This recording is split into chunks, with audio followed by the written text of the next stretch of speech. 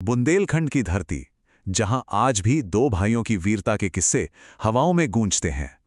ये कहानी है आल्हा और उदल की, जिनकी तलवारों ने मानो इतिहास के पन्नों पर अपनी एक अलग ही इबारत लिख दी।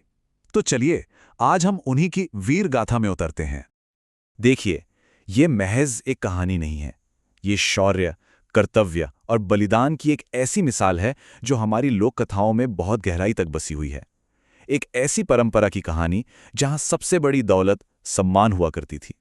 तो कहानी की शुरुआत होती है उस जमीन से जहां कहते हैं कि वीरता मिट्टी में ही मिली होती है, बुंदेलखंड।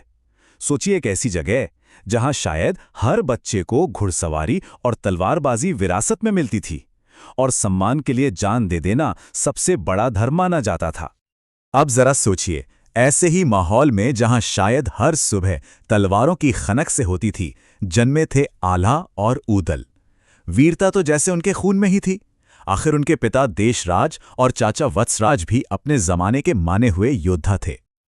लेकिन इन दोनों भाइयों का बचपन वैसा नहीं था जैसा किसी राजकुमार का होना चाहिए। उनके बचपन पर एक ऐसी भयानक घटना का साया पड़ा जिसने उनकी पूरी जिंदगी का रास्ता ही बदल दिया। हुआ ये कि जब आल्हा और उदल बहुत ही छोटे थे, तब उनके पिता और चाचा को माड़वागढ़ के राजा कलिंग राय ने धोखे से मार डाला। ये कोई आमने सामने की लड़ाई नहीं थी, ये एक विश्वासघात था। एक ऐसा धोखा जिसने दो मासूम बच्चों को पल भर में अनाथ कर दिया। अनाथ होने के बाद महोबा की रानी मल्हरा ने उन्हें अपनी पनाह दी और बिल्कुल अपने बच्चों की तरह पाला पोसा। और महोबा के उसी शाही दरबार में दोनों भाइयों ने युद्ध के हर हुनर में ऐसी महारत हासिल की कि देखते ही देखते वो बेजोड़ योद्धा बन गए। साल बीतते गए, दोनों भाई अब महोबा के सबसे भरोसेमंद सेनापति बन चुके थे।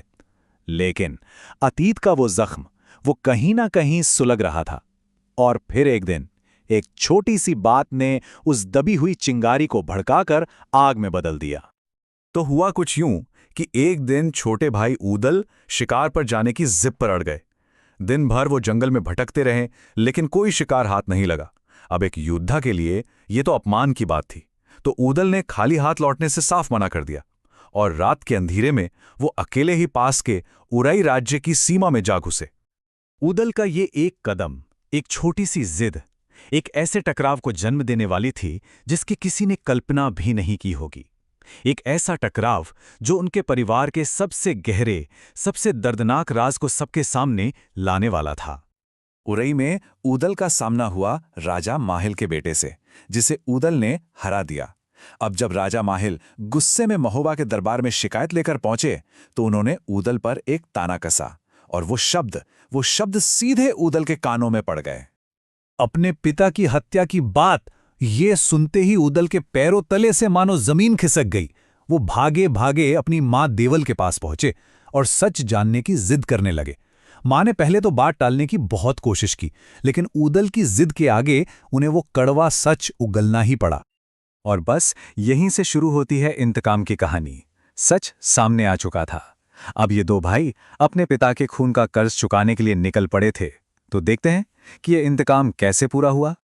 सच जानते ही उदल का खून खौल उठा। उन्होंने फौरन जाकर अपने बड़े भाई आल्हा को पूरी बात बताई। फिर क्या था, महोबा की सेना को साथ लेकर दोनों भाई अपने पिता के हत्यारे राजा कलिंग राय से बदला लेने के लिए माड़वगढ़ की ओर निकल पड़े। माड़वगढ़ में एक बहुत ही भयंकर युद्ध हुआ।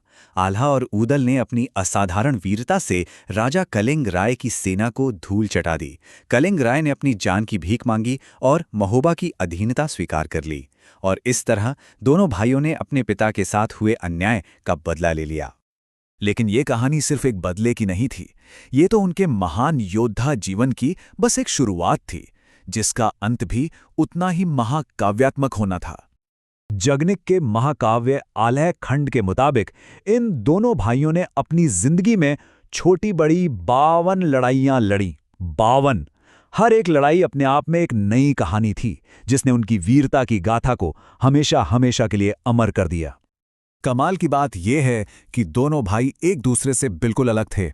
जहां बड़े भाई आल्हा शांत और एक बेहतरीन रणनीतिकार थे, वहीं छोटे भाई उदल गुस्सैल और बहुत जोशीले थे। लेकिन शायद उनकी यही अलग अलग ताकतें थीं जिन्होंने उन्हें एक अजेय एक अनबीटेबल जोड़ी बनाया। उनकी जिंदगी का आखिरी और सबसे बड़ा युद्ध हुआ दिल्ली के महान सम्राट पृथ्वीराज चौहान के खिलाफ। ये दो महाशक्तियों के बीच एक ऐसा टकराव था जिसने इतिहास पर एक बहुत ही गहरी छाप छोड़ी। और उसी भीषण युद्ध में हमेशा की तरह अपनी पूरी ताकत और जोश से लड़ते हुए ऊदल वीर गति को प्राप्त हुए। उन्होंने एक सच्चे योद्धा की तरह लड़ते लड़ते रणभूमि में ही अपने प्राण त्याग दिए। अपने प्यारे भाई की मौत और उस युद्ध की तबाही ने आला को अंदर तक तोड़ दिया। उनका मन दुनिया से जैसे उठ ही गया। उन्होंने हमेशा के लिए अपनी तलवार म्यान में रख दी और अपनी बाकी जिंदगी मां शारदा की भक्ति में लगा दी। तो आल्हा और ऊदल की ये कहानी हमें एक सवाल के साथ छोड़ जाती है कि किसी नायक की असली पहचान आखिर है क्या? वो लड़ाइयां जो वो जीतता है, या फिर वो विरासत जो वो आने वाली पीढ़ियों के लिए छोड़ जाता है? खैर, जो भी हो, उनकी ये गाथा आज भी साहस, कर्तव्य और बलिदान की एक अमर मिसाल बनी हुई है।